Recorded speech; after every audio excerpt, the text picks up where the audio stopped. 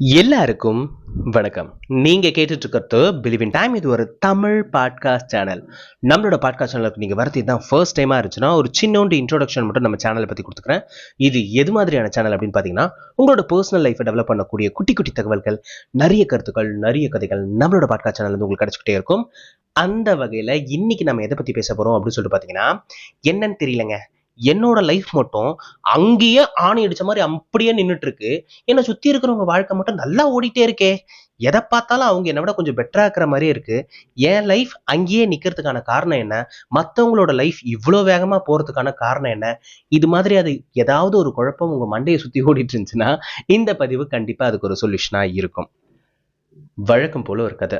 ஒரு ஊர்ல வந்து ஒரு சீடன் இருக்கான். அந்த சீடன் என்ன பண்றான் அப்படின்னு சொல்லிட்டு பார்த்தோன்னா, புத்தரை ஒரு வாட்டியாவது நேர்ல சந்திச்சு அவனோட மண்டைக்குள்ள ஓடிட்டு இருக்க குழப்பத்துக்கான தீர்வு தெரிஞ்சுக்கணும் அப்படின்ற மாதிரி நினைக்கிறான். அதுக்கேத்த மாதிரி அவனுக்கு அந்த ஆப்பர்ச்சுனிட்டியும் கிடைக்குது. ஒரு முறை புத்தரை நேர்லயும் சந்திச்சிடுறான். நேர்ல சந்திச்ச உடனே அவனுக்குள்ள இருந்த அந்த சந்தேகத்தை வந்து புத்தர்கிட்ட கேட்கிறான்.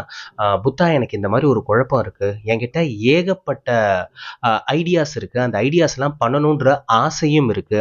ஆனா இதை நாளைக்கு பார்த்துக்கலாம், நாளைக்கு பார்த்துக்கலாம், இன்னொரு நாளைக்கு பார்த்துக்கலாம் அப்படின்ற மாதிரி அதை நான் தள்ளி போட்டுக்கிட்டே இருக்கேன். இதை நான் தள்ளி போட்டுக்கிட்டே இருக்கதால ஏதாவது பிரச்சனை என் வாழ்க்கைக்கு வருமா? இல்லை தள்ளி போகிறது ஒன்றும் அவ்வளோ பெரிய பிரச்சனை இல்லையா அப்படின்ற மாதிரி புத்தரை பார்த்து கேட்குறான். புத்தர் உடனே ஒரு சின்ன ஸ்மைல் சொல்லிட்டு பதில் எதுவுமே சொல்லாமல் உள்ளே போயிடுறாரு. இவனுக்கா, என்னடா இது, புத்தர்கிட்ட எல்லா கேள்விக்கும் பதில் இருக்கும்னாங்க, நான் கேள்வி கேட்டேன், புத்தர் பதிலே சொல்லாமல் உள்ளே போயிட்டாரே. ஒருவேளை நம்ம கேட்ட கேள்வியில் ஏதாவது தப்பு இருக்குமோ, அதனால தான் ஒரு டென்ஷன் ஆகி உள்ளே போயிட்டாரோ அப்படின்ற மாதிரிலாம் அவன் ஏகப்பட்ட விஷயத்த மண்டைக்குள்ளே ஓட்டிக்கிட்டே இருக்கான். அதுக்குள்ள புத்தர் ரிட்டன் வந்துடுறாரு. ரிட்டன் வந்த புத்தன் இந்த முறை கையில ஒரு மெழுகுவத்தி வச்சுட்டு இருக்காரு. மெழுகுவத்தி எதுக்கு எடுத்துட்டு வந்திருக்காரு, என்ன பண்ண போறாருன்னு தெரியலையே அப்படின்ற மாதிரி இந்த சீடன் யோசிக்கிறப்ப அந்த சீடன் கிட்ட அந்த மெழுகுவத்தியை கொடுத்துட்டு, இந்த மெழுகுவத்தி எப்ப ரொம்ப பிரகாசமா எரியும் அப்படின்ற மாதிரி அந்த சீடன் கிட்ட புத்தர் கேட்கிறாரு. அந்த சீடன் உடனே யோசிச்சுட்டு, இந்த மெழுகுவத்தி பக்கத்துல வந்து தீயும் இருந்துச்சுன்னா இது எரியும், பிரகாசமா ஒளி வீசும் அப்படின்ற மாதிரி சொல்றாங்க. ஓ, இந்த மெழுகுவர்த்தி பிரகாசமா ஒளி வீசணும்னா பக்கத்துல வந்து தீ இருக்கணும், அப்படித்தானே? சரி, அப்போ ஒரு நிமிஷம் இரு அப்படின்ற மாதிரி சொல்லிட்டு அந்த மெழுகுவத்தி அவன் கையிலேயே கொடுத்துட்டு மறுபடியும் உள்ள போயிடுறாரு. ஆத்தி, இவர் என்ன நினைக்கிறாருன்னு ஒன்றும் புரியல. கேள்வி கேட்ட உள்ள போனாரு, மறுபடியும் வந்து ஒரு கேள்வி கேட்டுட்டு மறுபடியும் உள்ள போயிட்டாரு.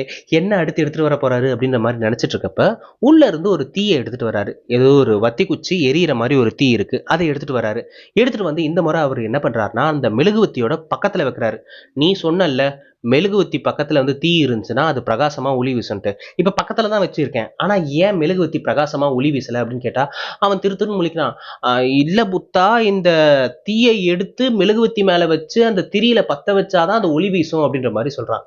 கரெக்டா உனக்கே புரிஞ்சிருக்குல்ல, என்னதான் மெழுகுவத்தியும் இருந்தாலும் பக்கத்திலே தீயும் இருந்தாலும் இது ரெண்டையும் பத்த வச்சா மட்டும்தான் அது பிரகாசமா ஒளி வீசுன்றத நீயே ஒத்துக்கிற தானே? ஒத்துக்கிறேன், அதுல ஒன்றும் பிரச்சனை இல்லை. அதே மாதிரிதான் உனக்குள்ள என்னதான் ஒரு ஐடியா இருந்தாலும், அதை செய்யறதுக்கு என்னதான் உனக்குள்ள திறமை இருந்தாலும், நீ செஞ்சாதான் அது நடக்கும். ஐடியாவை மண்டைக்குள்ளேயே வச்சுட்டு இருக்கிறது, திறமைய உள்ளுக்குள்ளேயே வச்சுட்டு இருக்கிறது உன்னை பிரகாசமா ஒளி வீச விடாது அப்படின்னு சொன்னதுக்கு அப்புறம் தான் அவனுக்கு மண்டையில இருக்கிற விஷயமே ஸ்பார்க் ஆகுது. ஓகே, ஆமா, இத்தனை நாள் நம்ம எல்லா விஷயத்தையும் ஐடியாவா மட்டும்தான் வச்சுட்டு இருந்தோம், அதை ஏன் எக்ஸிக்யூட் பண்ணல அப்படின்ற ஒரு விஷயத்த அவன் வந்து ரியலைஸ் பண்றான். உடனே புத்தர் அவனை பார்த்து சொல்றாரு, நீ ஒரு விஷயத்த நல்லா புரிஞ்சுக்க, எல்லா நேரமும் தயாரா இருக்கணும்னு நினைக்காத, சில நேரம் தொடங்கிடு. நீ தொடங்குற ஒரு விஷயமே உன்னை அடுத்தடுத்த கட்டத்துக்கு தயார்படுத்திக்கிட்டே தான் இருக்கும். எல்லாம் பர்ஃபெக்டா ஆனதுக்கு அப்புறம் தான் நான் ஒரு விஷயம் தொடங்குவேன்னா நீ அதை தள்ளி போட்டுக்கிட்டே இருக்க, அது திடீர்னு சொல்லிட்டு வேற யாராவது பண்றதுக்கான வாய்ப்பையும் உருவாக்கி கொடுத்துரும். உனக்கே அந்த விஷயத்த பண்றதுக்கான அந்த தாட் ப்ராசஸை வந்து குறைச்சு கூட விட்டுரும். அதனால தயாராகிட்டே இருக்காத, தொடங்கிடு அப்படின்ற மாதிரி சொல்றாங்க. அதே மாதிரி எந்த ஒரு விஷயத்துக்கும் காத்திருக்காத. ஒரு ரைட் டைம் வரும், ஒரு நல்ல நாள் வரும், ஒரு நல்ல நேரம் வரும், அந்த நேரத்துல நான் தொடங்குவேன். 1ஆம் தேதி நான் ஸ்டார்ட் பண்ணிடுவேன், திங்கக்கிழமை வந்தோடனே ஸ்டார்ட் பண்ணிடுவேன் அப்படின்ற மாதிரி ஒரு குறிப்பிட்ட நாளை நோக்கியோ மாதத்தை நோக்கியோ ஒரு நம்பரை நோக்கியோ வெயிட் பண்ணாத. இந்த நிமிஷம் உனக்குள்ள ஏதோ ஒரு யோசனை தோணுச்சுன்னா இந்த நிமிஷம் தான் சரியான நிமிஷம், உடனே அதை ஆரம்பிக்க பாரு. அப்படி மட்டும் நீ பண்ணிட்டனா உன்னோட வாழ்க்கை ரொம்ப அழகா பிரகாசமா ஒளி வீசும் அப்படின்ற மாதிரி புத்தர் சொல்றாரு. இப்ப அவனும் யோசிக்கிறான், எல்லாம் சரிதான், ஆனா இதுல நான் சக்சீட் ஆவனா அப்படின்ற மாதிரி மறுபடியும் ஒரு சந்தேகத்தோடவே கேள்வி கேட்கிறான். புத்தர் உடனே சிரிச்சுக்கிட்டு, சரி ஓகே, நான் உனக்கு ஒரு விஷயம் சொல்கிறேன், இப்போ நான் உனக்கு ஒரு வரம் கொடுக்குறேன் அப்படின்ற மாதிரி நினச்சிக்க. உன்கிட்ட வந்து நான் ஒரு நாளைக்கு 86,400 பொற்காசை வந்து தரேன், தங்க காயினை நான் உன்கிட்ட கொடுக்குறேன். ஆனால் ஒரே ஒரு கண்டிஷன், நீ இதை ப்ராப்பராக யூஸ் பண்ணுறியோ பண்ணலையோ, ஆனால் ராத்திரி முடிகிறப்ப அந்த பொற்காசு எல்லாம் உன்னை விட்டு காணாமல் போயிடும் அப்படின்ற மாதிரி சொல்கிறாரு. உடனே அவன், என்ன வரமும் கொடுத்துட்றீங்க, காணாமலும் போயிடும் அப்படின்னு சொல்கிறீங்க, இப்படி இருந்தால் அது எப்படி வரமாகும்? கரெக்டு தான்ப்பா, அந்த கேள்வியிலேயே அதுக்கான பதிலும் இருக்குல்ல. இதை நீ யூஸ் பண்ணாலும் பண்ணாட்டியும் அது காணாமல் போகும்னு சொல்லியிருக்கேன். அப்போ அந்த காசை நீ யூஸ் பண்ண முடியும் தானே? ஆமாம் கரெக்ட். நீங்கள் சொல்கிறபடி பார்த்தனா ஒவ்வொரு காயினையும் நான் யூஸ் பண்ணனா அது எனக்கான காசு தானே? ஆமாம்ல, கரெக்ட். அப்போ நான் யூஸ் பண்ணிக்கிறேன் அப்படின்ற மாதிரி சொல்கிறாரு. இப்போது ஒரு பொற்காசை பற்றி சொல்கிறப்ப நீ யூஸ் பண்ணிக்கிறேன்னு சொல்கிறல்ல, ஒரு நாளில் மொத்தம் 86,400 நொடி இருக்குது.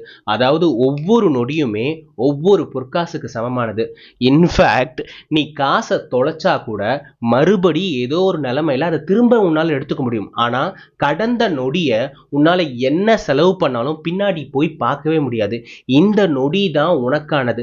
இந்த ஒவ்வொரு நொடியும் ஒழுங்கா உனக்காக நீ யூஸ் பண்ணிக்க, உன்னை மெருகேற்றத்துக்காக யூஸ் பண்ணிக்க. அப்படி பண்ணா மட்டும்தான் அந்த மெழுகுவர்த்தியை விட நீ பிரகாசமா ஒளி வீச முடியும் அப்படின்னு சொன்னதுக்கு அப்புறம் தான் அவனுக்கு மண்டைக்குள்ள பல்ப் எரியுது. ஓகே, நம்ம மைண்ட்ல இருக்கிற ஒவ்வொரு ஐடியாவையும் நம்ம வந்து இன்வென்ட் பண்ணா மட்டும்தான் அது சக்சஸ்ஃபுல்லா வரும் அப்படின்றத அவன் ரியலைஸ் பண்ணிட்டு அடுத்த நொடியில இருந்தே அவனோட வாழ்க்கையை தொடங்கிட்டான். அவன் வாழ்க்கையை தொடங்கிட்டான். நீங்க எப்ப ஸ்டார்ட் பண்ணலான்னு இருக்கீங்க? ஆக்சுவலி இந்த கதை வந்து என்னதான் வந்து காமிக்கா இருந்தாலுமே கூட ரியல் லைஃப்ல நம்மளுமே நிறைய விஷயத்த அப்படிதான் பண்ணிட்டு இருக்கோம். எங்க அம்மா வந்து எனக்கு இப்பவும் ஞாபகம் இருக்கு. எங்க அம்மா வந்து கொஞ்சம் கொஞ்சமா காசு சேர்த்து ஒரு தங்கம் வாங்கணும் அப்படின்ற மாதிரி நினைச்சிட்டு இருந்தாங்க. ஸோ அதுக்கு எங்கள் அம்மா வந்து டிசைட் பண்ணியிருந்தது, ஜனவரி 1ஆம் தேதி நியூ இயர். சும்மாறா, புது வருஷம் வந்து நீ ஆரம்பித்து வாங்கினாதான் வந்து தங்கம் வந்து நல்லா இருக்கும், அன்றைக்கி ஒரு நல்ல நாள், அதனால் பொறுமையாக வெயிட் பண்ணி வாங்கலாம் அப்படின்ற மாதிரி சொல்கிறாங்க. நான் என்ன சொல்கிறேன்னா, அம்மா டிசம்பர்லேயே வாங்கிடலாமா, டிசம்பரும் நல்ல மாதம் தான், என்ன அப்பப்போ வந்து சுனாமியோ இல்லை வெள்ளமோ பூகம்பமோ வந்துட்டு இருக்குமே தவிர மற்றபடி டிசம்பர் நல்ல மாதம் தான், தங்கம் வாங்குறதுக்குலாம் அது எந்த ஒரு பிரச்சனையும் கிடையாதுமா, வாங்கலாமா அப்படின்ற மாதிரி சொல்லிட்டு இருந்தேன். எங்கள் அம்மா என் பேச்சை கேட்கவே இல்லை. நான் என்ன பண்ணிடுறேன், எங்கள் அம்மாவோட சொல் பேச்சையும் மீறி டிசம்பர் மாசம் வந்து நகை வாங்கிடுறேன். பட் எங்க அம்மா நினைச்ச மாதிரி ஊருக்குள்ள இருக்கிற அம்புட்டு பையெல்லாம் நினைச்சாங்களா என்னன்னு தெரியல, ஜனவரி மாசம் ஆரம்பிக்கிறப்ப கோல்டு விலை பீக்குக்கு போயிடுச்சு. நாங்க நினைச்சு பார்க்க முடியாத விலையை போய் அதை ரீச் பண்ணிடுச்சு. அப்ப எங்க அம்மா சொன்னாங்க, நல்ல வேறடா உனக்கு எந்த சென்டிமெண்ட்டும் கிடையாது, நீ சென்டிமெண்ட் பார்க்காததால எனக்கு பல காசு மிச்சமாச்சு அப்படின்ற மாதிரி என் அம்மா சொன்னாங்க. ரியல் லைஃப்ல நம்மளும் அதே மாதிரிதான், எல்லாத்துக்கும் சென்டிமெண்ட் பார்க்குறோம். ஒரு நல்ல விஷயம் தொடங்குறதுக்கு நல்ல மனசு இருந்தா மட்டும் போதும். ஆனா நம்ம அதை நினைக்க மாட்டோம். நல்ல நேரம் பார்ப்போம், நல்ல நாள் பார்ப்போம், எல்லாத்துக்கும் எல்லாத்தையும் பார்க்க. இந்த கேலண்டரை நாலு பார்க்கறதுக்கு கண்டுபிடிச்சானா இல்ல எந்த நாதாரி அதை கண்டுபிடிச்சான்னு தெரியல. எப்ப பார்த்தாலும் எங்க அம்மா அதை பின்னாடி திருப்பி இந்த நேரம் யமகண்டம் ராவு காலம் இதெல்லாம் பார்த்துட்டு இருப்பாங்க. சில பேருக்கு அதுல நம்பிக்கையும் இருக்கு. அந்த நம்பிக்கை ஏன் அப்படின்னு சொல்லிட்டு பாத்தீங்கன்னா, அவங்க சப்கான்சியஸாவே அதை ரொம்ப ஆழமா உள்வாங்கிக்கிறாங்க. உண்மையிலே அந்த பர்டிகுலர் டைம்ல அவங்களுக்கு ரொம்ப மோசமா இருக்கும். இதை விட ஸ்பெஷலான ஒரு விஷயம் இருக்கு. என் கூட ஒரு ஸ்பெஷல் கேரக்டர் இருக்கு. அந்த கேரக்டர் என்ன பண்ணும்னா, எப்பயாவது அவனோட ராசிக்கு சந்திராஷ்டமம், இஃப் ஐம் நாட் ராங், கரெக்டா தான் சொல்றேன்னு நினைக்கிறேன், சந்திராஷ்டமம்னு வந்துட்டா போனோம், அன்னைக்கு எந்த ஒரு விஷயமும் பண்ண மாட்டான். இஃப் பாசிபிள் அன்னைக்கு லீவு கூட எடுத்துப்பானே தவிர வேலைக்கு வரவே மாட்டான். நான் சும்மா இருந்தாலும் என் வாய் சும்மா இருக்காது, என் வாய் சும்மா இருந்தாலும் நான் சும்மா இருக்க மாட்டேன். ஏதாவது ஒரு பிரச்சனை என்னை நோக்கி வந்துடும் அப்படின்னு சொல்லிட்டு பயந்துகிட்டே இருப்பான். அன்னைக்கு கிட்டத்தட்ட மௌனவரதம், அந்த மௌனவரதம் இருக்கிறவங்க எப்படி இருப்பாங்களோ அதே மாதிரி கப்பு சிப்புன்னு இருப்பான். எந்த ஒரு விஷயத்தையும் ட்ரையே பண்ண மாட்டான். ஏதாவது ஒரு முக்கியமான மெயில் அனுப்புனா கூட அந்த மெயில எக்ஸ்கியூஸ் தான் கேட்பான், நாளைக்கு நான் இதை முடிச்சு கொடுத்துறேன் அப்படின்ற மாதிரி. ஏன்னா அவனே வந்து சப்கான்சியஸா இன்னைக்கு நான் எது பண்ணாலும் சொதப்பிடும், எது பண்ணாலும் பிரச்சனை வரும். சோ என்னோட ராசியில என்ன சொல்லியிருக்காங்கன்னா, சந்திராஷ்டமம் அன்னைக்கு எதையுமே பண்ணக்கூடாது அப்படின்னு சொல்லியிருக்காங்கன்னு சொல்லிட்டு அவன் ட்ரையே பண்ண மாட்டான். இதனால நிறைய நேரம் அவனோட நல்ல நல்ல வாய்ப்புகள்லாம் கை நழுவி அடுத்தவங்க கிட்ட போயிருக்கு. நம்மள முக்காவாசி பேர் நாளை அப்படின்ற ஒரு தீவுக்குள்ளேயே மாட்டிட்டு இருக்கோம். ஸோ நாளை, அதாவது டுமாரோ அப்படின்ற ஒரு ஐலாண்டுக்குள்ள ஏகப்பட்ட பேர் மாட்டிட்டு இருக்கோம். நாளைக்கு நான் ஆரம்பிச்சிடுறேன், நான் இப்போ வந்து ஒரு விஷயத்த வந்து கிவ் அப் பண்ணணும் அப்படின்னு நினைக்கிறேன்னு வையேன், ஒன்றும் பிரச்சனை இல்லடா, இன்னைக்கு கடைசியா ஒரு வாட்டி ட்ரை பண்ணிக்கிறேன், நாளையிலேருந்து விட்டுருவேன் அப்படின்ற மாதிரி சொல்லுவாங்க. கடைசியா ஒரு வாட்டி ட்ரை பண்ணிக்கிறேன்ற ஒரு விஷயம் இருக்கிறதால மட்டும்தான் நம்மளால எந்த ஒரு விஷயத்தையும் ஆரம்பிக்கவும் முடியல, எந்த ஒரு விஷயத்தையும் கிவ் அப் பண்ணவும் முடியல. இன்னைக்கு ஒரே ஒரு வாட்டி இதான் கடைசி, இதுக்கப்புறம் என் வாழ்க்கையில தொடக்கூட மாட்டேன் அப்படின்ற மாதிரி பல டிசிஷன் எடுத்திருப்போம். ஆனா அது பின்னாடியே நம்ம வைக்கிற ரீசன்னா நாளையில இருந்து அப்படின்ற மாதிரி சொல்லுவோம்.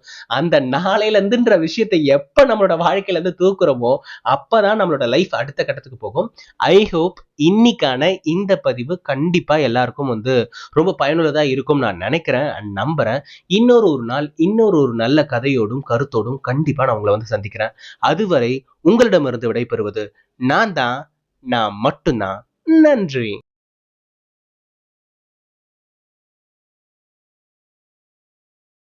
இந்த பாட்காஸ்ட்டை நீங்கள் இவ்வளோ நேரம் கேட்டுட்டு இருக்கீங்கன்னா உண்மையிலேயே ரொம்ப ரொம்ப சந்தோஷமாக இருக்குது. நான் பொதுவாக என்னோட பாட்காஸ்ட்டை எதுக்காக கேட்குறாங்க மக்கள் அப்படின்னு பார்த்தீங்கன்னா, சில பேர் கதைக்காக கேட்பாங்க, சில பேர் அந்த கதை முடிஞ்சதுக்கப்புறம் நான் பேசுகிற அந்த கருத்துக்காக கேட்பாங்க, ஒரு சிலர் முடிஞ்சதுக்கப்புறமும் இவன் ஏதோ ஒன்று பேசுவான் அப்படின்ற மாதிரி முழுசாக உட்காந்து கேட்பாங்க. அவங்களுக்கு ஏதாவது ஒரு இன்ஃபர்மேஷன் பைட் மாதிரி நான் சொல்லுவேன். அந்த வகையில் நான் ஒரு விஷயத்தை பற்றி சொல்லணும்னு நினைக்கிறேன். ரொம்ப ஷார்ட் அண்ட் ஸ்வீட்டாக சொல்லணும்னு நினைக்கிறேன். வளவளன்னு போச்சுன்னா மன்னிச்சுக்குங்க, எனக்கு ஏன்னா அப்படி பேசியே பழகிடுச்சு. ஒன்றும் ஒரு திருவிழா, அந்த திருவிழாவில் ராட்டினம், அந்த பொருட்காட்சின்னு சொல்லுவாங்க பார்த்தீங்களா, அந்த மாதிரி வச்சிருக்காங்க. ஸோ அங்கே ஒரு ஒரு வீல் இருக்கு, வீல் இல்லை, அது பேர் என்ன சொல்றது, ஒரு ராட்டினம் இருக்கு. அந்த ராட்டினத்தில் ஒரு லேடி அண்ட் ஒரு குழந்தை, கிட்டத்தட்ட ஒரு 3 வயசு குழந்தை மாதிரி வச்சுக்கோங்களேன், அந்த மாதிரி ஒரு குழந்தை இருக்கு. அந்த பொண்ணுக்கும் அந்த பெல்ட் போட்டிருக்காங்க, அந்த மிஷினோடவே டிஃபால்ட்டா வர பெல்ட். அந்த குழந்தைக்கும் அந்த பெல்ட்டை போட்டிருக்காங்க. அந்த ராட்டினம் சுத்த ஆரம்பிச்ச உடனே என்ன ஆச்சு அப்படின்னு சொல்லிட்டு பாத்தீங்கன்னா, இவங்க பெரியவங்க சைஸ்க்கு ஏத்த மாதிரி தான் அந்த பெல்ட் இருக்கு, ஆனா சின்னவங்களுக்கு அந்த பெல்ட் பத்தாது. அது சுத்த ஆரம்பிச்ச கொஞ்ச நேரத்துல அந்த பெல்ட்ல இருந்து அந்த குழந்தை நழுவி கொஞ்சம் கீழே இறங்க ஆரம்பிச்சிருச்சு. அதோட காலு மட்டும்தான் அந்த பெல்ட்ல ஸ்டிஃபா மாட்டிட்டு தொங்கிட்டு இருக்கே தவிர ஃபுல் பாடியும் ப்ராப்பரா மாட்டிட்டு இல்லை. ஸோ எல்லாருமே கத்துறோம், எப்பாடே அந்த ஆப்ரேட்டர் அதை நிப்பாட்டு அப்படின்னா அவனுக்கு அந்த லாங்குவேஜும் புரியல, நம்ம சொல்றத அவனுக்கு புரிஞ்சுக்கிற பக்குவமும் கிடையாது. ஏன்னா அவன் வேற லாங்குவேஜ் பர்சன் போல இருக்கு. மேபி இந்த மாதிரி திருவிழா லொட்டுலோசுக்காக இவனுங்கெல்லாம் ஹையர் பண்ணி கூப்பிட்டு ட்ரெயின் பண்ணி வச்சாங்களா என்னன்னு தெரியல. அவனோட மைண்ட்ல எப்படி இருக்கு அப்படின்னு சொல்லிட்டு பாத்தீங்கன்னா, 5 ரவுண்டு இதை சுத்தணும், 5 ரவுண்டு சுத்தினதுக்கு அப்புறம் தான் ஆஃப் பண்ணுவேன் அப்படின்ற மாதிரி அவன் இருக்கிறான். அன்னைக்கு தவறுதலா ஏதாவது நடந்திருந்தா யாரு பொறுப்புன்னு சொல்லுங்க? முதல்ல ஆப்ரேட்டர் மேல தப்பு நான் சொல்லுவேன். ஏன்னா இப்படி ஒரு விஷயம் நடக்குதுன்னா அந்த ஆப்ரேட்டருக்கு அது தப்பா பட்டுச்சுன்னா உடனே ஆஃப் பண்ணணும். ஆப்ரேட்டரும் உட்காந்து வேடிக்கை தான் பார்த்துட்டு இருக்கான். எனக்கு 5 ரவுண்டு, நான் அதை தான் யோசிச்சுட்டு இருக்கேன் அப்படின்ற மாதிரி அவன் கூலா இருக்கிறான். 2வது தப்பு அந்த பேரண்ட் மேல. ஏன்னா பாக்குறதுக்கு நமக்கு ஒரு எக்ஸைட்டிங் ஃபீலை கொடுக்கணும், நமக்கு பயங்கரமான ஒரு ஒரு ஒரு எக்ஸ்பீரியன்ஸை கொடுக்கணும் அப்படின்னு நீங்க யோசிக்கிறதுலாம் ஓகே, உங்க லைஃப்ல நீங்க ரிஸ்க் எடுக்கலாம். பட் குழந்தை லைஃப்ல ஏன் இந்த மாதிரியான ரிஸ்க் எடுக்கிறீங்க? அன்னைக்கு மட்டும் தவறுதெல்லாம் நடந்துருச்சுன்னா யார் அதுக்கு பொறுப்பேற்றிருப்பான்னு சொல்லுங்க. ஏன்னா என்னதான் நம்ம மத்தவங்கள பிளேம் பண்ணாலும் அவங்க என்ன சொல்லியிருப்பாங்க, எல்லாம் இந்த பொருட்காட்சின்னு இல்லைங்க, எல்லா திருவிழாக்கள்லயும் இல்ல ஏகப்பட்ட தீம் பார்க்லயே ஏகப்பட்ட ஆக்சிடென்ட் நடக்குது. அப்படியே நடந்தாலும் அவங்க தெளிவா சொல்ற ஒரு விஷயம் என்னன்னா, அந்த நீங்க வாங்குறீங்க பாத்தீங்களா டிக்கெட், அதுல தெளிவா போட்டிருக்கோம் அட் யுவர் ஓன் ரிஸ்க் அப்படின்னு சொல்லியிருக்கோம். நீங்க ரிஸ்க் எடுத்து வேணா வாங்க அப்படின்ற மாதிரி தான் போட்டிருப்பாங்க. உங்களுக்கு ஏதாவது ஆனா கூட உங்களால எதையுமே கிளைம் பண்ண முடியாது. காரணம், உங்களோட ஓன் ரிஸ்க்ல தான் நீங்க அந்த விஷயம் பண்ணிட்டு இருக்கீங்க. போதுமான அளவுக்கு குழந்தைய வச்சு ரைடுக்கு போகாதீங்க. அப்படி ரைடு போற மாதிரி இருந்துச்சுன்னா குழந்தைங்களுக்கான ரைடுன்னு இருக்கும். ஸோ அதுல இருக்கிற பெல்ட் குழந்தைங்களுக்கான ஹைட்டுக்காக வடிவமைக்கப்பட்டது. பட் இந்த பெரியவங்களுக்கான ஒரு ரைட்ல குழந்தைங்களை கூப்பிட்டு போயிட்டு குழந்தைங்களை தயவு செஞ்சு பலிகடா ஆக்கிடாதீங்க அப்படின்றது என்னோட தாழ்மையான வேண்டுகோள். அண்ட் எங்கெங்கெல்லாம் பொருட்காட்சி நடக்குதோ நீங்க போறீங்கன்னா அங்க பாக்குறப்பே உங்களுக்கு கொஞ்சம் ரிஸ்கியா இருக்கு அப்படின்ற மாதிரி இருக்குன்னா நீங்களுமே அதுல ஏறாதீங்க. அங்கங்க கழண்டு அங்கங்க பறந்துட்டு அங்கங்க மாட்டிக்கிட்டு தொங்குறதெல்லாம் நான் நியூஸ்ல பாக்குறேன். கேட்கறதுக்கு பார்க்கறதுக்கே வியடா இருக்கு. ஸோ அதே நீங்க பண்ணிடாதீங்க அப்படின்றது என்னோட தாழ்மையான வேண்டுகோள். எல்லா மனசுமே ஒரு சின்னோண்டு பாராட்டுக்கு தானே எங்க கிடக்கு. உங்களுக்கு இந்த பதிவை பத்தியோ இல்ல என்ன பத்தியோ ஏதாவது சொல்லணும்னு இருந்துச்சுன்னா மறக்காம அதை கமெண்ட்ல சொல்லுங்க. உங்களோட ஒவ்வொரு கமெண்ட்டுமே நான் வாசிச்சுட்டு தான் இருக்கிறேன். என்னோட ரெகுலர் ஆடியன்ஸ் கிட்ட இருந்து நான் எதிர்பார்க்குற விஷயம் எல்லாம் அந்த சப்ஸ்கிரைபும் அந்த கமெண்ட்டும் மட்டும்தான். இந்த 2 விஷயத்தை நீங்க பண்ணிட்டீங்கனாலே நான் ஆல்மோஸ்ட் சாட்டிஸ்ஃபைடு. நான் ஆல்ரெடி சொன்ன மாதிரி நாளைக்கு இன்னொரு கதையோடும் கருத்தோடும் கண்டிப்பா நான் உங்களை சந்திக்கிறேன். அதுவரை உங்களிடமிருந்து விடைபெறுவது நான் மட்டும்தான். நன்றி.